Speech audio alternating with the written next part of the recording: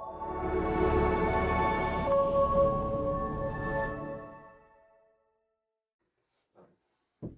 gonna let you. I'm gonna follow you. Yeah, that's what I was kind of.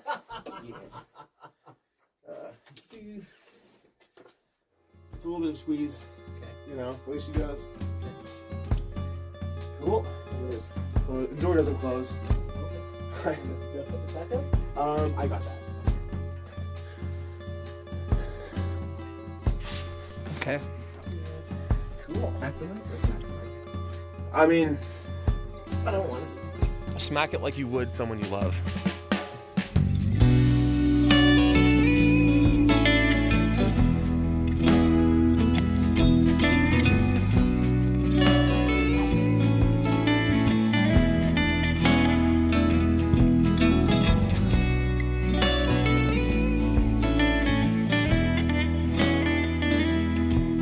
Hello everyone, welcome to Music Makes Sense, the podcast that talks about why music is easy and why life is hard. Today, our guest is one of my best friends in the entire world. He is a wonderful musician, a beautiful songwriter, and probably the only person I know to keep track of all of his finances inside of his Notes app. Ladies and gentlemen, Mr. Kareem Porter, how's it going, man? Hey, I'm doing well. Spent the day practicing my songs for our next concert, so started off the day with art, and it should be a good day from there. Nice. What kind of art were you practicing? Cover songs, the finest art. Okay. What about cover songs do you find like really sparks your inspiration? The thing is, it doesn't. Okay. I was being completely sarcastic. Original songs are the way to go. Cover songs are a vehicle to like getting where you want to be as far as like getting some gigs here and there. Mm-hmm. And then you can sneak your original songs in there, and then people know your band, and then you can just play more and more of your own stuff once they know you, and the venues and stuff book you already. So it is what it is. But we put our own spin on our cover songs and don't necessarily play it exactly the way they're recorded. Let me take off my professional mask. Yeah. Yes. Keep it cozy. All right. What'd you ask now? I'm not distracted by chewing gum. How's your experience been jamming in Fort McMurray? So Fort Mac is it's a work town for sure. There's a couple of bars that have live music at it. There's one bar in particular that has an open mic night, and so I go there and I meet musicians. The first place I went in town was that bar because I saw a ad in the music store advertising the open mic night, and then I thought, okay, that's where I should go. Like any town that I've moved to, I try to find an open mic night, and then that's where I meet the people that I need to meet. So I went down to the Tavern on Main.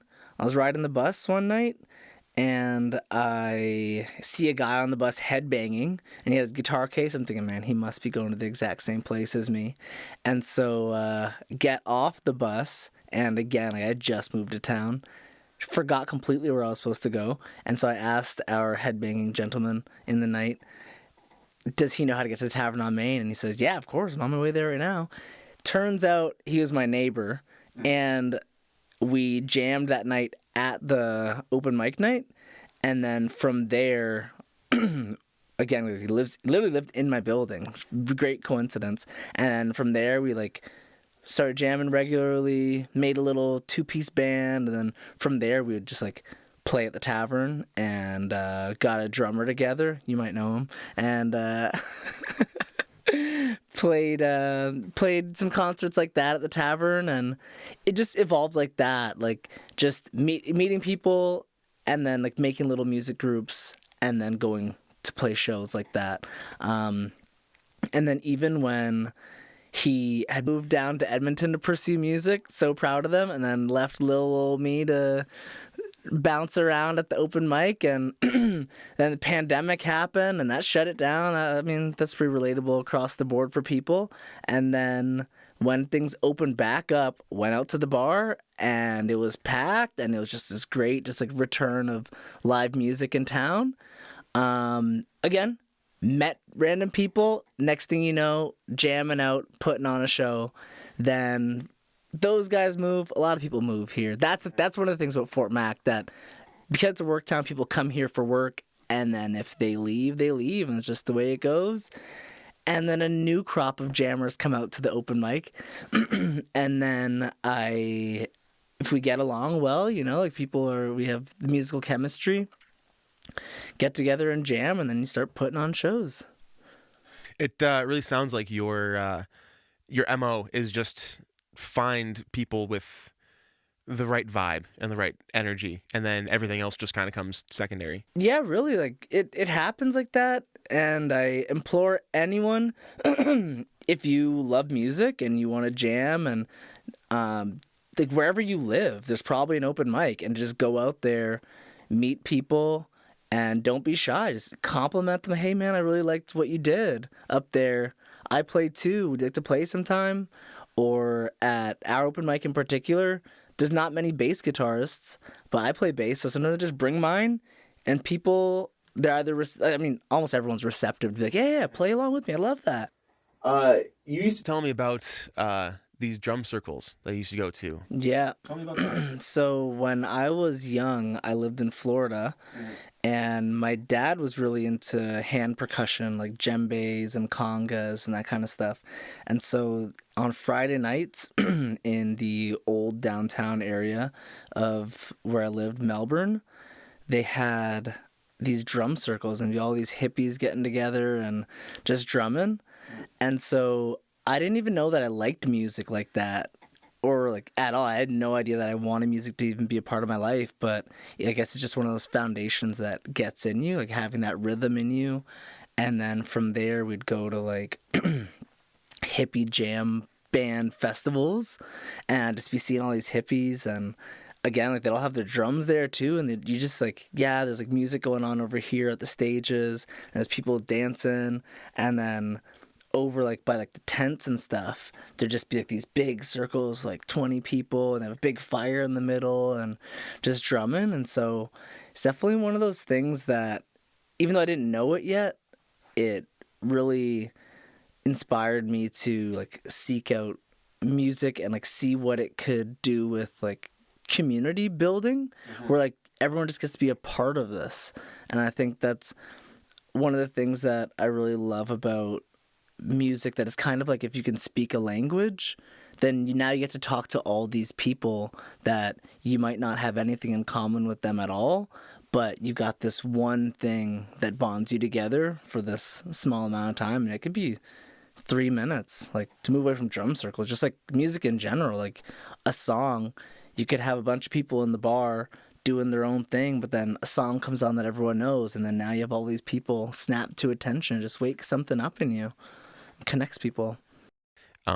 It really makes everything. It puts us all on a level playing field, and we can really just like assess who we are as people and put aside all of our differences. What was growing up in Florida like? Growing up in Florida is it was interesting in the sense that I was Canadian and my mom is Jamaican, so it's like I don't have any American anything in me. Like my dad is like fiercely proudly Canadian, and my mom just as much proudly Jamaican, where I knew that I wasn't American, but like there is a lot of patriotism, as you should be. Like you should love your country. And so but it was interesting being like different there. And I can't speak for all of the states because I only lived in one place. Yeah, I just mean like as a country, it's a big country, and very different. Like even just like my community is gonna be very different than the communities like an hour away. I can imagine like your community was probably the size of Alberta. Oh yeah, like it's interesting where like our town has like nearly 100,000 people, and then adjacent to the town is another town that has 100,000 people, and another and another and another. Yeah, and then eventually you get to a city of 1 million people or whatever. But like for us, it's like there's a city of 1 million people, and then there's all these little towns of 10 or 20,000 maybe. But I didn't appreciate how good the weather was until I got up here and experienced -40 again. I didn't know how good I had it, literally living in paradise. But on the other hand, Canadians make me feel so much more at home.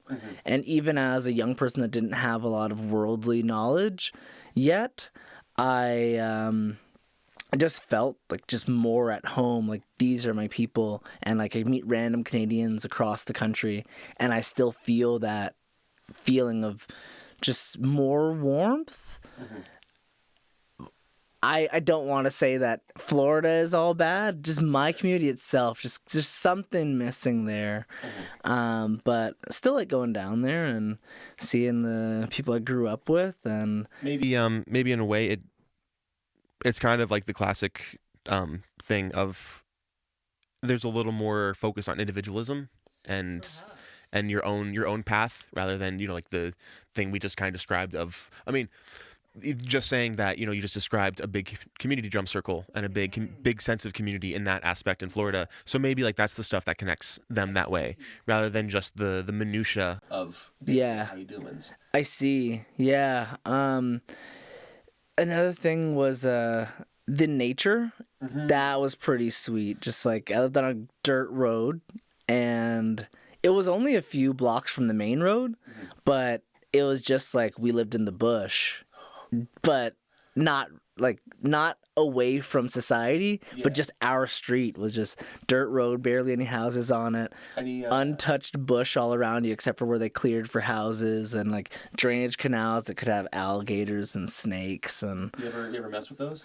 Nah, I didn't mess around too much. I would go around in the woods and like throw rocks in the canal, but dangerous animals and me don't really mix. I've got a healthy respect, I'm gonna say. What's the craziest thing you've probably encountered down there? Craziest thing I encountered was walking home, and I thought there was a very large stick in the road, but there was actually a snake that was probably like this long, but it was just out straight. Just, it was not curled up, it wasn't slithering, nothing. It didn't even look like it was slithering and then chilled. It was just straight as a log. And then I didn't know what kind of snake it was. It's probably dumb of me at the time, but I tried to like shoo it into the woods because my little brother and his friend were young and would play in the street, and I don't want them to being a big bro. And, you know, like, when you're 16, 17, you're a badass. You can take on the world. So, like, what's a snake? Whatever. But it didn't care. Whatever I was doing, like, I didn't, like, pelt rocks at it, but I was just, like, throwing things in its general direction to spook it. It didn't care. It knew what was up. It did not care. It did not care. I was in his swamp. And... Literally, it's Florida. Yeah. And so he did not care. Maybe, I mean, if you want to take in the sun... Who's going to stop you? So, Florida to Fort McMurray? I went from Florida to Ottawa, and then Ottawa to Northern Ontario, Kirkland Lake, and then from Kirkland Lake, Fort McMurray.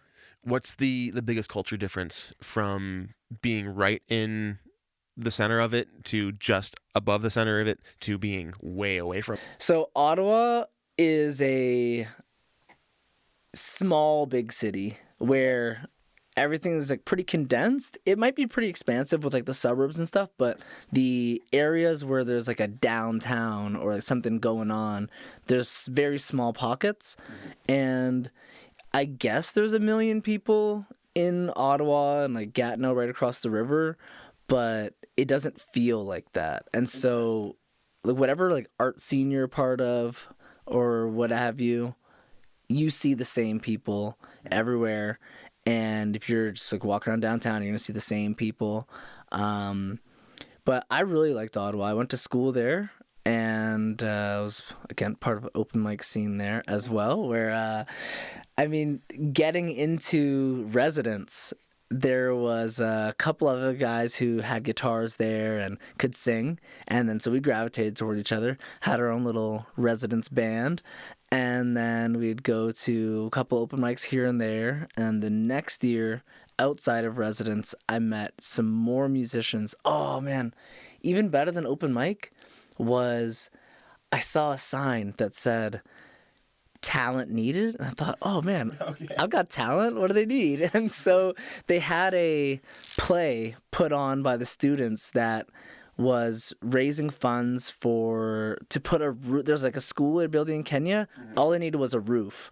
And so we were raising money to put the roof on the school in Kenya and get some school supplies.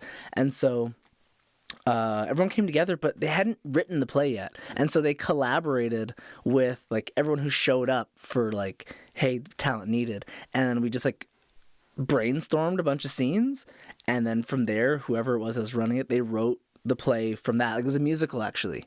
And then they had dancers. They had like people tap dancing and break dancing and doing like ribbons and like glow in the dark batons and stuff like that. Whole shindig, whole production. Yeah, like whatever talent you showed up with, they incorporated it. And it was and then I met a couple really cool people from there. And then that summer just I would roller skate. My friend would ride her bike, and she had a ukulele and I had the guitar, and we just like go wherever, play until the sun goes down or whatever, and then go back to like whichever spot, play more music there and write a bunch of songs, and then go to open mics. And then from there met people that were like actually playing concerts and stuff, and they like we weren't at that level yet, but just like having the inspiration and having like friends to look up to like that, that was really cool. And I guess it's just like, I guess it speaks to, again, with just like the community. We find each other. Yeah. And we find each other, and then we just have all these great memories that it's all sewed together with the music. And so that was really cool. And then like one of my friends that I was talking about that was like playing concerts and stuff, she also put on an open mic at like one of the student bars. And so I counted one year, it was every Thursday, and I think I might have gone there like 48 times out of the 52 weeks in the year. And so that was just a big part of our lives for a couple of years. Then moved away from Ottawa to middle of nowhere, Northern Ontario, that only had 8,000 people total in our town. Big jump. Yeah, and it was similar to Fort Mac in the sense that it was a work town. Like, they had a gold mine there. And so there's people just coming from all over. And then at any given time, they're just like half the town. You'll never see them. They're on shift. Sure. And so they did not have an open mic there. I was a very sad boy at that time. It wasn't so different regarding the like work town aspect and very blue collar lifestyle.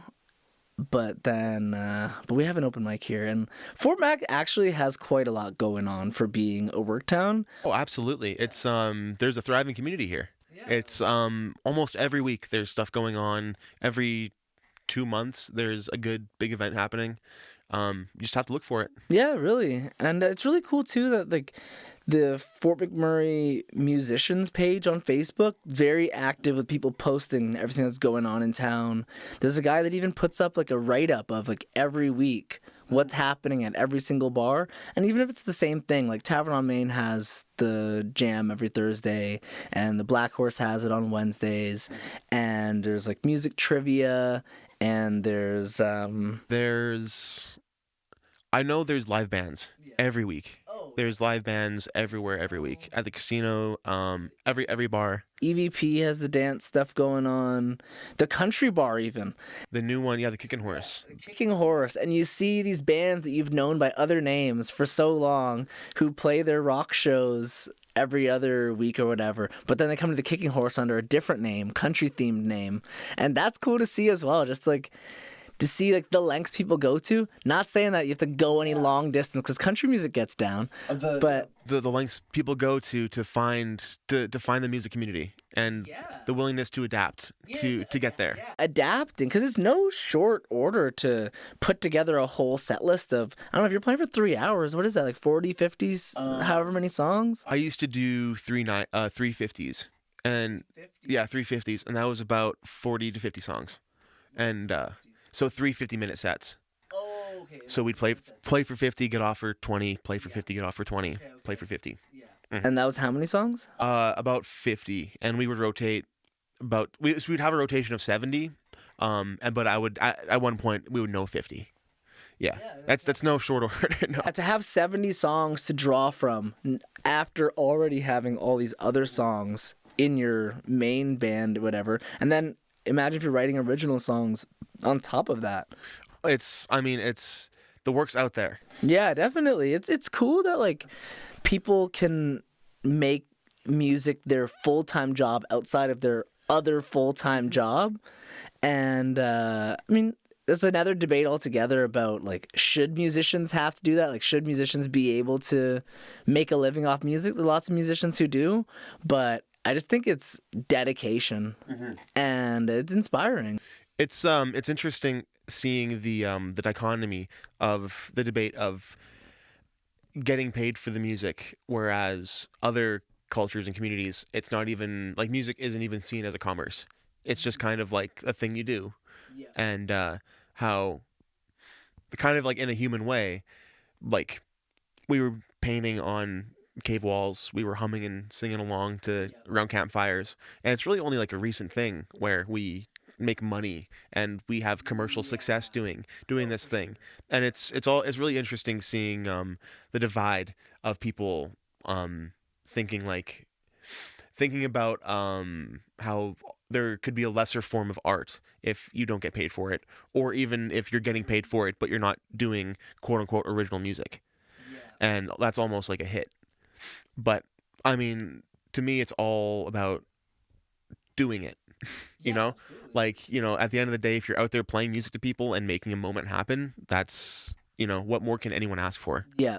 It's like, money aside, like even like say someone's busking on the street, it's awesome just to be able to like just to play and have an opportunity to play, have people gather around and like participate, like watching. I always say that, like, say you don't play music, that's totally fine, because listening's probably the most important role in the whole music community. Because if no one's listening, it's like, is a tree falling in the forest?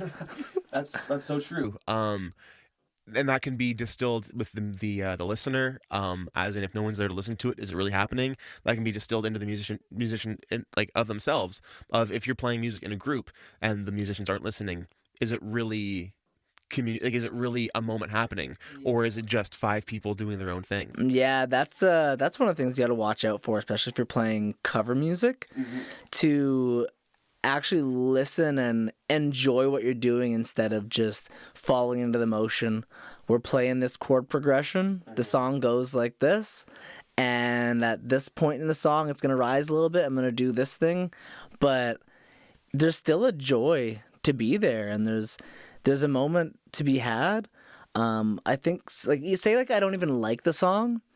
Sometimes what I'll do is I'll use that as a listening exercise to really hear, and I get in touch with like what's going on in this song, and I'll turn off like the part where like this is work to play this song and these are the chords or whatever, and really just think like what's happening here. And yeah, I might already know that like these intervals sound like this, and like that's, even though I don't think what note I'm playing, like this distance along the fretboard is what's happening, but just like really let it engulf you.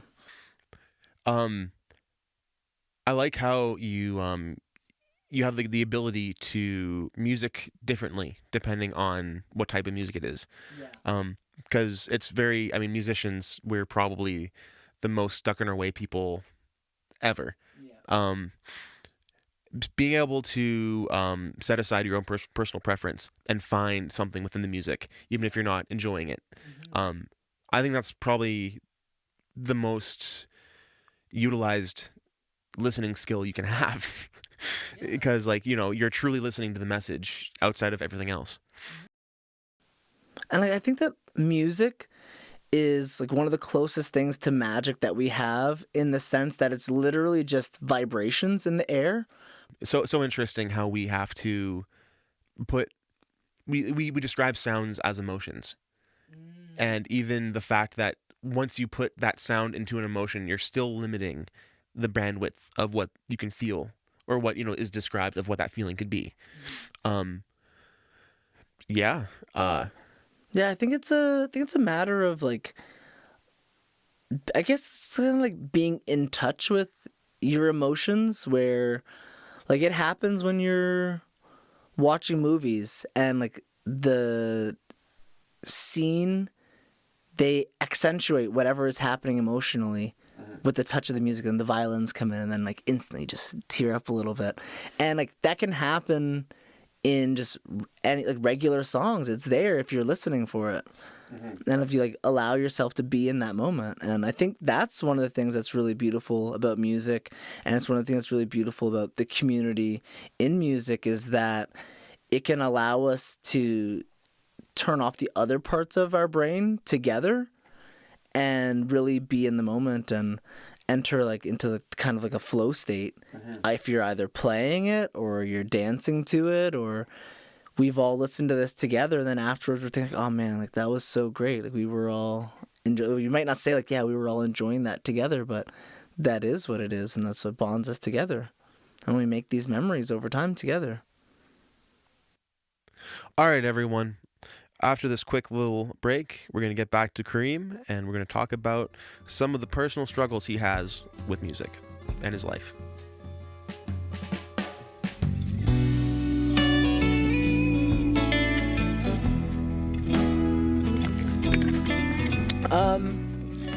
Being scatterbrained, but the fact that like you have to take music seriously when you want to actually do something with it instead of just playing with your friends in the living room.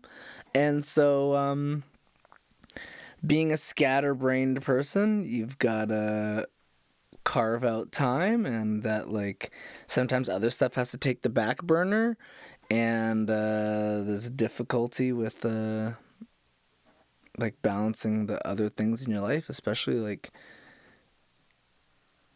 how do you be creative and whatnot if like your place is a mess, but also like if you're just cleaning, you're actually procrastinating from just playing because time's ticking and you could have spent that. So then you never actually get to playing and creating because you just spent however long procrastinate cleaning.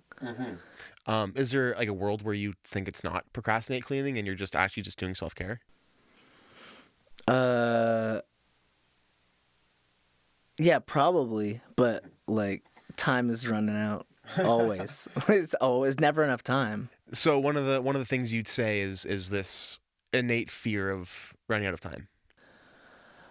It's not a fear. It's real. Like you do run out of time. Like I spent. Sure, it is real, but the idea of thinking about it is the energy you put into that thought is where the issue, quotation marks. I think I'd have an even bigger issue if I didn't put any energy into it, because no matter what, clock's ticking. If I'm paying attention to it or not, time's not waiting on me and my energy put towards anything. So just like that, you just got. Are we rolling right now? Yeah. Oh man. I got you. I didn't realize. Don't shift. Keep going. Yeah, like so this morning in particular, I was fortunate that it's my first day off and I have all the time in the world because my apartment looked like a bomb went off inside of it. And so I needed to clear up the clutter because like I needed to set up the amps and the pedal board and all this stuff and like have a place to write out the sheet music. And if you don't have a clean workspace, then how do you work efficiently? And it's kind of like you have to be, well, for me anyways, I have to be neat and organized so that the free-flowing thing can happen. And to go back to what you're saying about self-care is that, yeah, you do have to care about yourself, but like say I had less time today, that music still needs to get rehearsed because there's two guys they're doing their work and they're relying on me to do my part. And so if I need to like have that time for self-care and like tidy up my place, like then the music gets sacrificed in that. And I think that's how a lot of people who are creative end up in situations where like their place is a total mess because they're putting the music first, and as they should. Like if you're a musician or you draw or you're a sculptor or whatever, like all respect to those whose life is a mess, but they still get some creation done. And that, or like you might spend 3 or 4 hours playing because you finally got into the zone and now you're doing it and you're making all this progress musically. I forgot to eat, and now I got to go elsewhere, and like that kind of stuff happens. And the day keeps going whether you want it to or not. Yeah, so like being scatterbrained and also being a creative can get you into like less than ideal like ways that your life is going, as far as like I guess like that's really it, like taking care of yourself. Sometimes you don't take care of yourself because the thing that makes you most happy and most fulfilled requires so much of your attention. And I'm fortunate that like right now I'm in a good place, and like that's not a struggle that I'm going through. But I think if I was struggling, I think I'd be happy if I could get the music out and have nothing else going for me. I would be happy to do that. That resonates very deeply with me. Yeah. Absolutely. Being, looking around you and everything around you is a total disaster, but the screen and the waveforms on the computer, that's perfect. Oh yeah, and like if the all your tracks they're neatly organized, they're titled, your files have names so you can find the good takes and you can find what you need to do. And it's kind of funny, like you can have all of those things creating the perfect picture, and then you put the guitar down and you turn the screen off and you're back to reality. And it's maybe that's also why we get so deep into the music, because that's something that it'll always love us back. That's true. It'll never judge us. And I mean, as much as egotistical as artists can be, it's always our work. They're literally the worst. They try to avoid artists at all costs. You gotta love them, though. You know? I love them, and I respect what they do, and I would never try to change them. But artists, worst kind. Do you consider yourself an artist? Yeah, and I'm the worst kind. I wouldn't say you're the worst kind. No, it's all tongue-in-cheek, but it's kind of like athletes where like you get them all together in a room and they're all just sizing each other up, and like it's I don't mean this in a bad way, but I just know that it's the reality where like someone's up on the stage and you're like, yeah, I could probably play that. yeah, that's a very familiar feeling as well. And I think it's just one of those things that we just care about it so much, and I think it's important to be able to separate yourself from that competitive nature. But I guess it's a compartmentalization thing. Like, it's real. And I think that competition drives us to be better ourselves. Because, like, I don't genuinely hate anybody that's playing music. I could totally dislike what you're doing musically. I'm just happy you're doing it. I'm happy that I get to witness you play these instruments. I was telling someone the other day that I think it's called concert bands. Like, they're really, like, regal bands that play at, like ceremonies and stuff. Like the horns and like marching and stuff. Like band class stuff. Yeah, that kind of stuff. So they have that going on at... I'm going to Ottawa to visit my sister and my friends this summer. And so they've got on Parliament Hill, they've got like those bands, like a marching band of some kind playing every morning. And I was telling my friends, like, I don't even like that music per se. I just want to see them do it. I just want to see someone... Absolutely. I mean, have you ever seen that before? Like, performed at that professional level? Oh, definitely. Like, lots of times. But it's not that... I would never listen to it. Fair. But I would watch you do it in real life. 100%. I have that relationship with a lot of music. I mean, classic example, I witnessed it last week. Traditional Aboriginal music. Yeah. I probably wouldn't be listening to that in my car, but listening to it in person moved me completely. Changed my life. Yeah. Even a lot of metal music. I wouldn't throw it on the radio, but when I'm there in the middle of the metal show, I can see like, wow, like it's a different thing. Absolutely. Seeing everyone there, being all technical, doing everything. It's just, I think being in the art, like being there, is almost as important as getting it out there. Because like, I wonder if people 70 years ago would be thinking, oh, hey, this person's going to be listening to my record on their morning stroll. They're going to be listening to my record in their car. They're going to be listening to my record, wherever. Yeah. Or if it was just like, no, they're going to listen to this record in their living room because that's where the music player is. And it's just fun to think about the different, like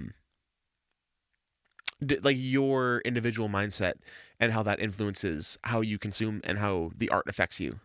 Because like you said, you would never listen to that regal music, but when you're there, it's gonna move you. Yeah, absolutely. Like it's like a month away, and I know what I'm gonna be doing. Because I'm seeking that out, and it's like I'm gonna take time out of it's vacation, not really vacation, but I'm gonna take time out of my busy schedule, whatever, to try to walk past at 10 a.m. when that's going on specifically. I think I have a love struggle relationship with punctuality and straight edges, where as a coping mechanism for being scatterbrained, to try to like put up these like barriers so that I don't wiggle in every different direction and can have some kind of direction and make some directed strides. Someone somewhere said, I'll put up the quote right here. They said, discipline is freedom. And I'm paraphrasing, butchering it. Yeah. But the meaning of that would be that when you know what you're doing every day, every hour of the day, that gives you the freedom to experience it to the fullest. Okay. And that gives your mind the freedom to experience life to the fullest. Yeah. Because like, in the short-sightedness of you can't be as spontaneous, but is spontaneity the only aspect of living a fulfilled, free life? I guess that's going into a bigger debate of what is freedom and what is being a free person. But I relate to that regarding, like, say, like, you value spontaneity over everything else, but think about, like, how infrequently in our day-to-day lives we're spontaneously doing something. It's usually things that we have to do. It might be different if you live in a big city where and you walk and take public transit everywhere, where there is an adventure around the corner. If you're just walking, there's all these people around. But in the reality of these small and medium-sized towns that most of us live in, is that you gotta know what you're doing, throughout the day. And when you give yourself that structure, it's like what you said, it allows you to fully experience it, because then you don't have the worriedness about, am I going to have enough time later in the day? Am I going to get this stuff done? Is this stuff going to go back to the back burner? Then you might get into a negative cycle loop of all the other things that I put on the back burner. How many times have I done A, B, and C on the back burner and haven't gotten to them yet? And you can, when you start making time, you realize you have more time. That's so true. I'm experiencing that doing this project, and really understanding the value of what an hour is, and how easy, the value of value of an hour and how much you can get done in an hour, but also how easily 3 hours can slip by. And then next thing you know, it's 7 p.m. No one's eaten, and you gotta send people home. Yeah. Have you had that with collaborating for this? Or you had a lot of people working on the project? It's mostly for me. It's the struggle of finding the right workflow and finding when to do the work. Okay.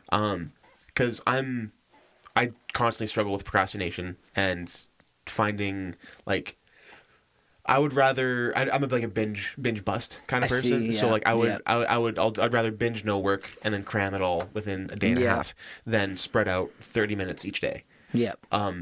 And with this, you can't really do that because the work, like you can't cram 18 interviews in a No, week. no. Like that's just not possible. No. So this is kind of forcing me to get into a mindset of take it day by day. Really just really focus on the task in front of you rather than the overall thing. Yeah. And now that I actually know kind of like I've done a couple of these and I'm feeling a little bit more in the groove. Yeah. I feel a lot more confident in being able to give like a projected timeline on when like I can give a product out. Yeah. And that's what I really value is being able to communicate when can I deliver the thing that I need to deliver, and is the process moving like a train or is it like a bullet where it's not happening and then it happened? I see. I think that's a really cool thing that happens with projects and why it's important to work at something. It can be anything because there's so many transferable skills that you listed that you got better at with planning things and organizing your time and like seeing like what you can do. You saw your own potential. Sure. Yeah. Absolutely. And like unless you have a dedicated project, and also too like this is your project. That's something that you created out of your own mind that you care about. Like no one told you to do this. That is true. So that's really awesome about projects that like, your potential and your skills and your abilities were showcased right to your own face. Mm-hmm. I never thought about it like that. Yeah, man, it's sweet. All right, everyone. Thank you so much for watching. Kareem, it's been such a pleasure. Thanks. I've never actually been able to sit down and like just have like a full conversation like this with you before. We usually have something else going on or ulterior motives. It's been really nice. Yeah, it is cool, and especially like it's like directed, not like a directed conversation, but like have getting scatterbrained again. But I mean, we've had so many conversations over the years, but it's scatterbrained and like so like loosey goosey and free flowing. But it is interesting to have like a conversation about a specific subject. And on that topic, thank you for watching.